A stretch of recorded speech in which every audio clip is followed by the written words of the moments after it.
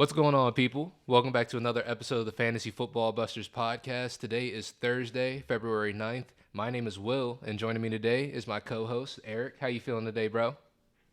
I'm feeling good this morning, man. Glad to be here and glad to engage with our audience. We have a roster review to do, which is cool. Hell yeah. So, like we said before, and like we tell you guys, drop stuff down in the comments because you might end up becoming a video. If you want to get your roster reviewed, we'll take a look at it. But with that being said, I'm going to go ahead and read this comment that comes from DJ JDog1. And he said, I need some advice on what to do with these picks I have. I could just take quarterback, and I really want JSN, but I also thinking of taking Stroud, JSN, and trying to trade the 104. I'm not big on Bryce Young, but I know most people are. Or maybe I should just try and trade the 103 and give myself more flexibility since whoever is moving up may end up taking a JSN, which would allow me to move the 104. So many thoughts. Let me know what you guys think. And just to give you the format for the league, it is a 10-team PPR Superflex league where they start 11 players. And the picks that he has going into this year are the 102, the 103, the 104, the 202, the 203, the 209, the 302, the 306, the 402, and the 403. And for 2024, he has a first, the second, and two third-round picks. Yeah. So he is absolutely loaded in the this upcoming draft class 23. So there's a lot of options to go with there. Also, important to note his actual roster construction. They are playing in a superflex league, so quarterback and superflex, two running backs, three wide receivers, a tight end, and then also three flexes. So emphasis on depth here with that many starting positions. And then we can also go through his roster. So he's a little bit weaker, pretty weak at quarterback and running back, and then he's got more depth at the other positions. But at quarterback, his best option is Daniel Jones, and then he's got Davis Mills, Jacoby Brissett, Bailey Zappi, those type of guys behind him. Running back is Kyron Williams and Darrell Henderson. That's his whole running back core. So we're going to look to improve that potentially. And then wide receiver and tight end, like I said, are a lot deeper. He's got Jalen Waddle, Devonta Smith, Jamison Williams, Brandon Ayuk, Darnell Mooney, and more guys a little bit below him. And then tight end, Pat Fryermuth, Greg Dulcich, Noah Fant, Jelani Woods, Daniel Bellinger. A lot of good depth there as well. So now that we've got all of that kind of preview stuff out of the way, we can get into some of the options on how to improve this team. And I think that there's two paths that we can take here. I'm going to refer to you as DJ. I hope that that's right. DJJ Dog 1 is your full name, but we're going to go with DJ for now. Correct me if I'm wrong, if I am. But DJ, do you want to compete in 2023? Mm-hmm. If that's the case, let's go through those kind of options first.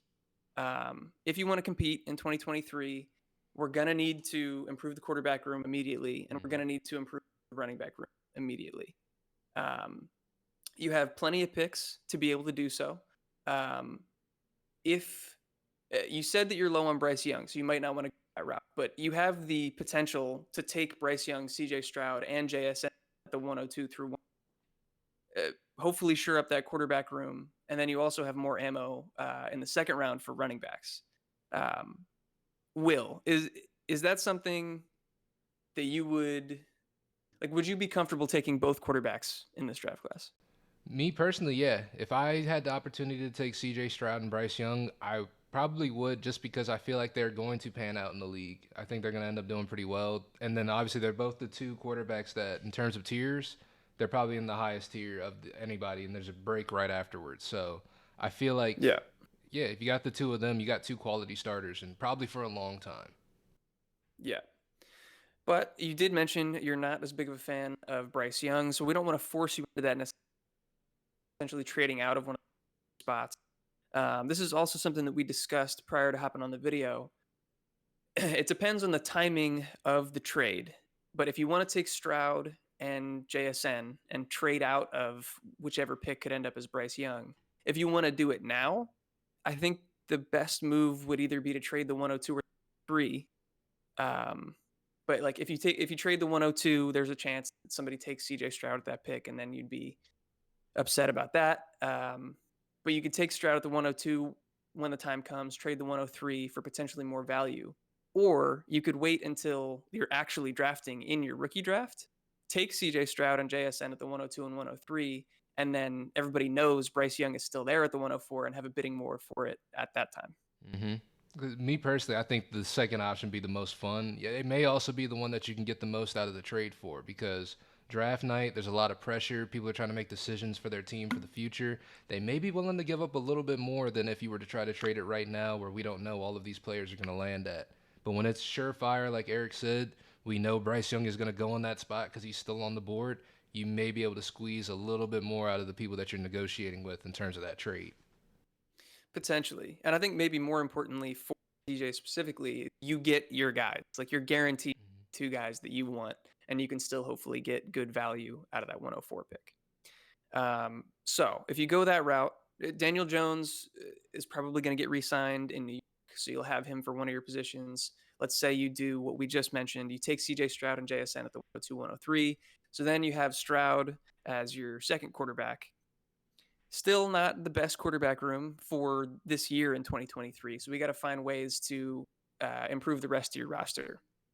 I think directly through the draft, with the 202 and 203, you can bring in really good high upside running backs like maybe a Zach Evans, Devon Achane, Kendre Miller, guys in that kind of realm.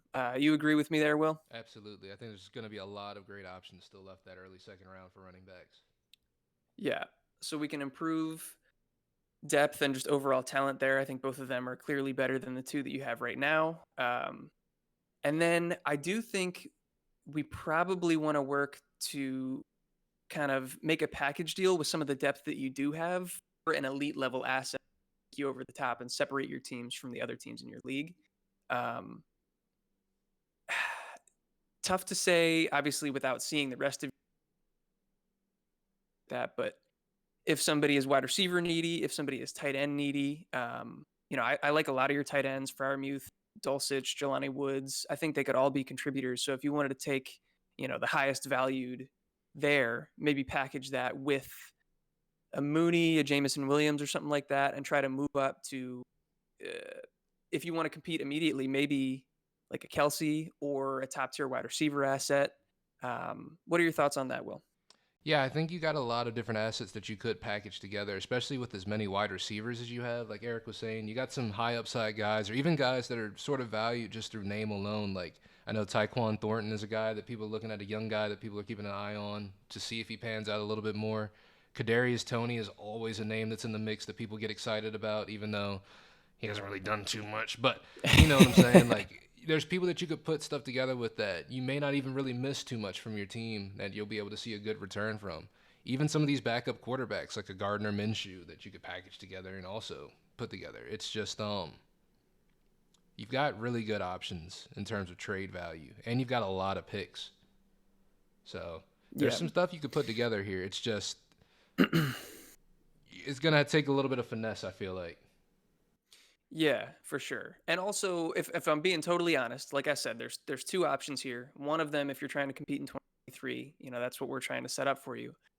But even still, like, I don't know that based on all of what we just gave you, that you'd be, a top 3 team in your league after that. I think you could be competitive. I think you could make the playoffs with a roster like that. But I don't know that you'd necessarily be in the running for the championship. Hey, post-edit Eric here. We forgot to bring it up while we were recording the video, but another good strategy to upgrade at the quarterback position would be to use those early 23 firsts that you have to trade for guys like Kyler Murray, Deshaun Watson, or Dak Prescott. They all seem to be undervalued by the Dynasty community right now and can be acquired at a discount. As much as I like Stroud and Young, if I can get one of these guys that's proven already that they can score 20 plus points per game at the NFL level, I'm doing that in a heartbeat. Some of the other undervalued guys worth mentioning are Russell Wilson, Trey Lance, and Mac Jones. And there's risk with all of those guys, but you can acquire them for a lot cheaper. But yeah, that's all I wanted to say. We forgot to mention it during the video, so I hope that's helpful. And yeah, back to the video. So that kind of leads me into the second option here, which personally I prefer, and Will, I'd like to hear, because it's not everybody's. We're not gonna have the same opinion all the time. But I think what you should do is probably tank for Caleb Williams. We'll forego the production this year, And I assume that you probably have a taxi squad, so you can draft some rookies with these picks and leave them in your taxi squad, not necessarily activate them so that they're not scoring points on your roster. And then we can try to get Caleb Williams, maybe a quarterback in this draft as well, and then fully load up for 2024 and beyond. Yeah, I think that's the better option out of the two, if we're being honest. Because Yeah. as we said earlier, I don't think your team is quite ready to compete. I think you could get it in a place where it could compete and have one of those years where, you could have a good year. You know what I'm saying? But if you were to have a good year, I don't think that would set you up for success in the future. I think if you did, it would probably be a one and done lightning in a bottle type of situation. But Yeah. in going through the tank for Caleb situation and securing that talent, like Eric said, keeping some guys on the taxi squad so you don't have to waste any type of time with them or anything like that, it's could prove to be very fruitful going forward, and you could load up to actually have sort of a corny but dynasty team in terms of having two great quarterbacks, because Caleb Williams should be one of those guys that performs extremely well at the professional level. Yeah. Obviously, C.J. Stroud is someone you're aiming to get this year, and then you'll be able to also just retool your team going forward. So I think that's actually the better option out of the two, being honest. Yeah. So in that case, you probably want to thin out your team a little bit, not a ton, because you still want to be able to retool for that 2024 season. But maybe you want to look to move, at least one of these receivers, so you're not worried about their production on your squad. You probably want to move a couple of these tight ends and try to convert those to draft picks. Because again, if you're trying to compete in 2024, you don't want scoring on your roster this upcoming year. So you want that to come in the form of draft picks that you can then use, because you can't guarantee that you're going to get the 101 next year tank. But you can use those as, kind of ammunition to trade up to that 101 for Caleb Williams. So I think some of the top end draft advice that we talked about, you still probably want to take Stroud and JSN and taxis. But then again, a lot of those middle round picks, instead of using those running backs, maybe you look to trade those away again for 2024 picks, 2025 picks, whatever the case may be, and just extend that window further so that you're ready to load up when the time comes. Yeah, I think that's. I honestly do think that's your best option right there. I think that's the one you're probably gonna have the most fun with, to be honest with you. Yeah. I think there's a big stigma, or not even a stigma, but I think a lot of people just hate losing in fantasy and stuff like that. But in Dynasty, you got to think a little bit bigger than that. It's not just a week to week. It's not redraft. You got to look forward to the future. And if that means it's one bad year to have a few great years, I think it's worth it. 100%. Yeah. So is there anything else that is pretty much all I wanted to get out? Yeah, I think that's it right there. I think you got a great foundation for a team where you could build something really special with it. You just got to make sure you do this the correct way, and I'm not saying that our way of doing it is the correct way. That's just the way that we see it. So, play it your way, and maybe you follow some of our advice, maybe you don't. If you do, let us know, and let us know how it kind of works for you. But, Heck yeah. Yeah, that's all I really got for that one.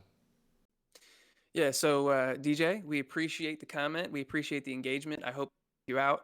Let us know in the comments what you think of advice, and just everybody in general. Let us know how you feel about this type of video, and if you want your roster to be broken down to give you some options for the future, let us know. Drop it in the comments. Hit us up on Twitter, TikTok, wherever you want. Just give us your roster and the whole roster construction and stuff like that, and we can do this type of video for you guys. Yep. So yeah, thanks again for the comment. We appreciate you. And yeah, well, I'll let you wrap us up here. Hell yeah. And if you guys want to know when we drop more videos so you can put your rosters in the comments, hit that subscribe button, hit that notification bell, and hit that like button just to help us get out there in the community more. It's free and it's the best way to support us. And like we said before, drop down in the comments. Doesn't have to be a roster. It could just be any type of question, fantasy related or just football related. Drop it down in the comments below. We're more than willing to have some conversations with people, just have a little bit of fun. And with that being said, if you guys made it this far into the video, as always, we love you. Thank you for watching, and we'll catch you next time. Peace. Peace.